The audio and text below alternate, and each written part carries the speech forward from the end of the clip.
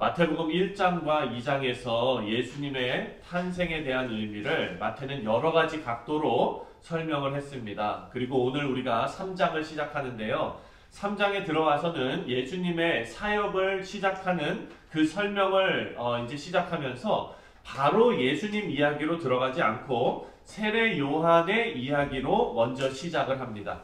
마태가 이렇게 세례 요한의 이야기로 예수님의 사역의 그 이야기를 시작하는 것은 하나님께서 우리를 구속하시는, 그 구원하시는 그 구속사역이 얼마나 세밀하게 그리고 치밀하게 준비된 것인지를 알려주기 위함입니다. 세례 요한은 세례를 베푸는 사역 이외에도 하나님의 말씀을 선포하고 하나님의 나라를 선포하는 그 일을 너무 열심히 했습니다. 1절부터 3절을 보면은요, 그때에 세례 요한이 이르러 유대 광야에서 전파하여 말하되 회개하라 천국이 가까이 왔느니라 하였으니 그는 선지자 이사야를 통하여 말씀하신 자라. 일러스되 광야에 외치는 자의 소리가 있어 이르되 주의 길을 준비하라 그가 오실 길을 곧게 하라 하였느니라. 여러분, 복음서는 예수님에 대한 위인전기가 아닙니다. 그래서 마태복음도 예수님의 탄생 기록, 그 탄생하신 그 일을 기록하면서 시간 순서대로 간 것이 아니라 바로 30년을 뛰어넘어서 예수님께서 공생의 사역을 시작하시기 직전 그 말씀 상황으로 지금 우리를 인도하고 있습니다. 그리고 이때 세례 요한이 유대 광야에서 사역하고 있었던 거예요. 광야에 외치는 소리가 바로 세례 요한의 사역이었습니다. 그리고 사람들에게 회개를 촉구했습니다. 광야에 외치는 자는 이사야 말씀에 먼저 예언된 내용이고 또 말라기 말씀에 나오는 예언의 성취입니다. 우리가 그 예언의 말씀을 다 찾아가서 지금 찾아보지는 않겠지만 마태는 지금 요한의 이 사역도 구약에 예언된 하나님의 말씀의 성취다라는 것을 지금 우리에게 분명히 알려주고 있는 것입니다. 세례 요한이 한 일은요, 사람들로 하여금 회개를 촉구하고 세례를 베푸는 일이었습니다. 5절과 6절을 우리 함께 읽어보겠습니다. 5절과 6절입니다. 시작. 이때에 예루살렘과 온 유대와 요단 사방에서 다 그에게 나와 자기들의 죄를 자복하고 요단 강에서 그에게 세례를 받더라. 여러분, 이스라엘 전역에서 수많은 사람들이 세례 요한에게 나와서 회개하면서 세례를 받았습니다. 세례 요한은 사람들에게 회개를 촉구하면서 세례를 베풀고 그리고 참된 복음으로 오신 예수님을 잘 맞이할 수 있도록 준비시키는 그런 역할을 감당하고 있었습니다. 그런데 여러분, 이런 역할을 하는 세례 요한이 독설을 퍼붓는, 저주를 퍼붓는 그런 사람들도 있었어요. 7절 말씀 읽겠습니다. 7절 시작. 요한이 많은 바리새인들과 사두개인들이 세례 베푸는 대로 오는 것을 보고 이르되 독사의 자식들아 누가 너희를 가르쳐 임박한 진노를 피하라 하더냐. 바리새인들과 사두개인들도 아마 세례를 받으러 온 것 같습니다. 그런데 그들에게 세례 요한이 독사의 자식들아 이러면서 저주를 퍼부었습니다.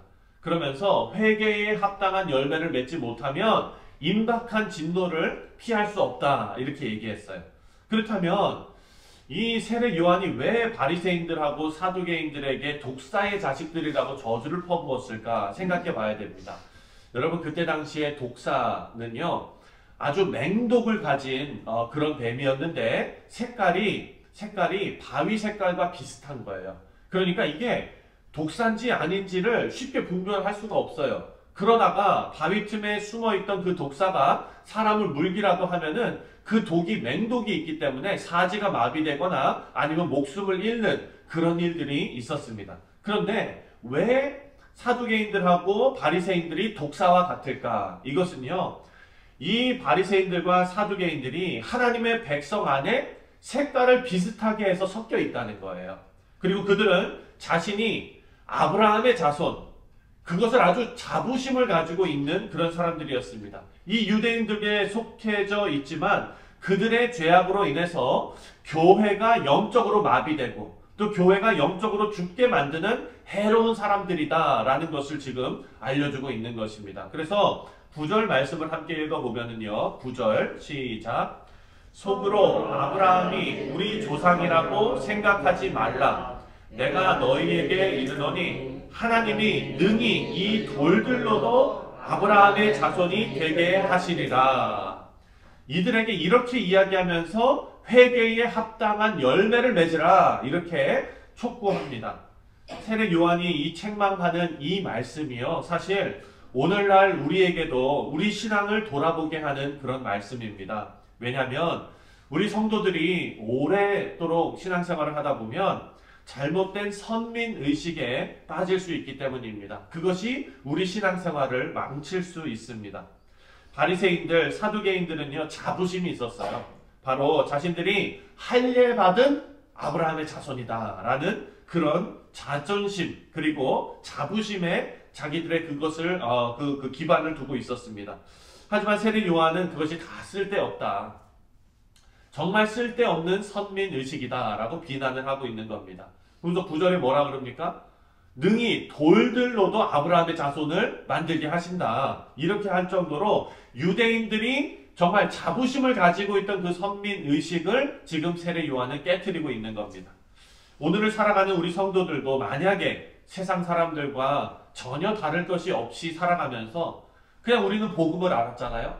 믿음으로만 구원을 얻는다. 이신칭의 하나님의 은혜의 말씀, 이것을 우리가 가지고 정말 그 말씀대로 살아가는 것은 아름다운 일이겠지만 그 말씀으로 우리의 죄악을 덮어버리고 신경 쓰지 않고 살아간다면 세례 요한이 오늘 이 말씀으로 우리에게 책망하고 있는 것입니다. 사도 바울은 여러분 그렇게 위대한 사역을 했는데도 뭐라고 얘기합니까? 나는 죄인 중에 괴수다. 이렇게 자기 자신을 고백합니다. 사도 바울은요, 자신을 선민으로 바라본 것이 아니라 은혜 입은 죄인으로 자기 자신을 바라보았습니다. 예수님의 은혜를 경험한 사람들은요, 자신의 그 모습을 은혜 입은 죄인이다 라는 것으로 인정할 수가 있습니다. 우리 죄를 해결해 주신 예수님께서 동시에 예수님의 의를 우리에게 입혀주셨습니다. 그러면 우리는 어떻게 살아야 됩니까? 광야에 외치는 자의 소리를 들으며 우리 자신이 예수님의 의의 옷을 입은 자답게 살아가도록 우리를 되돌아보며 의의 삶을 살아야 가야 될 줄 믿습니다. 이런 삶은 우리에게 세례 요한과 같은 그런 삶을 살게 합니다. 세례 요한이 어떤 삶을 살았는가? 마지막으로 11절을 함께 읽겠습니다. 11절 시작. 나는 너희로 회개하게 하기 위하여 물로 세례를 베풀거니와 내 뒤에 오시는 이는 나보다 능력이 많으시니 나는 그의 신을 들기도 감당하지 못하겠노라. 그는 성령과 불로 너희에게 세례를 베풀 것이요. 아멘. 세례 요한은요, 자신이 예수님의 신을 들기도 감당치 못한다라고 고백하고 있습니다. 진정으로 예수님의 은혜를 경험한 사람은 자신을 낮추고 주님을 드러내는 삶을 살고 싶어 합니다. 우리 사랑하는 성도님들, 세례 요한은요, 예수님의 사역을 준비하기 위해 이 땅에 보내심 받은 선지자 같은 존재입니다. 위선과 그리고 죄악으로 가득한 자들에게 회개를 촉구할 수 있는 용기가 있는 사람이었습니다. 그리고 또 참된 진리이신 예수님 앞에서는 자기 자신을 한없이 낮출 수 있는 그런 겸손한 선지자였습니다. 바라고 원하기는 우리 모두가 세례 요한처럼 우리 시대에 예수님을 드러내는 선교사로 부름받은 것을 기억하면서 이 세상과 타협하지 마시고 하나님 말씀을 담대히 증거할 수 있는 용기가 여러분들 가운데 있으시기를 주님의 이름으로 축원드립니다.